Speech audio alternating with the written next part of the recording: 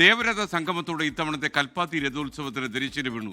വൃശ്ചിക സന്ധിയിൽ നടന്ന സംഗമം കാണാൻ ആയിരക്കണക്കിന് ആളുകളാണ് കൽപ്പാത്തിയിലേക്ക് ഒഴുകിയെത്തിയത്.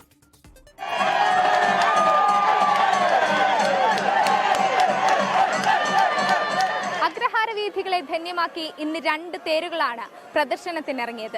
പഴയ കൽപ്പാത്തി ക്ഷേത്രത്തിലെയും ഒപ്പം തന്നെ ചാത്തപുരം ക്ഷേത്രത്തിലെയും തേരുകൾ.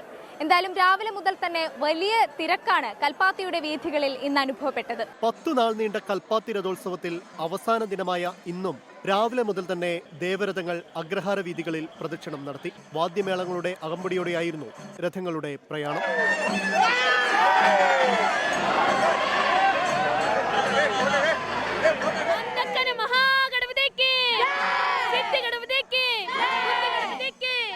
വൈകിട്ടോടെ വിശാലാക്ഷി സമേത വിശ്വനാഥ സ്വാമിയും വള്ളി ദേവാനി സമേത സുബ്രഹ്മണ്യ സ്വാമിയും ഗണപതിയും പഴയ കൽപ്പാത്തി ലക്ഷ്മിനാരായണ പെരുമാളും ചാത്തപുരം പ്രസന്ന മഹാഗണപതിയുടെയും രഥങ്ങൾ തേരുമുട്ടിയിൽ സംഗമിച്ചതോടെ പ്രശസ്തമായ ദേവരഥ സംഗമമായി.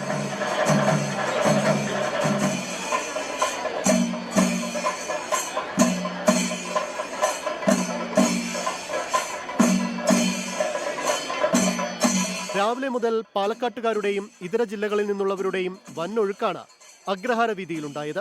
കൊച്ചിയിൽ നിന്നാണ്, പെരുമ്പാവൂരിൽ നിന്നാണ് വന്നേക്കുന്നത്. നമ്മൾ രഥം വലിക്കാൻ വേണ്ടി നോക്കിയത്, പക്ഷേ ഒരു രക്ഷയില്ല, ഭയങ്കര തിരക്കാണ്. എല്ലാ വർഷം വരാറുണ്ട്. തിരൂരിൽ നിന്ന് ഇപ്പോൾ ഇന്ന് ഭഗവാനെ കാണാനായിട്ട് വന്നതാ. സന്തോഷം, വളരെ വളരെ സന്തോഷം. നാളെ രാവിലെയാണ് രഥോത്സവത്തിന് കുണ്ടമ്പലത്തിൽ ഔദ്യോഗികമായി കൊടിയിറങ്ങുക. ദേവരഥ സംഗമവും കഴിഞ്ഞു. ഇനി വിശ്വാസികൾ മടങ്ങുന്നത് പലരും വീടുകളിലേക്കല്ല, പല രാജ്യങ്ങളിലേക്ക്.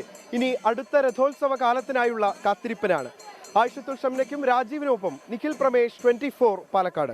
ലോകത്തെവിടെയായാലും ഏത് സമയത്തും 24 വാർത്തകളും ഓഗ്മെന്റഡ് റിയാലിറ്റി പാക്കേജുകളും എക്സ്പ്ലെയിനറുകളും വിശദമായി കാണാൻ ഞങ്ങളുടെ യൂട്യൂബ് ചാനൽ നിങ്ങൾക്ക് സബ്സ്ക്രൈബ് ചെയ്യാം.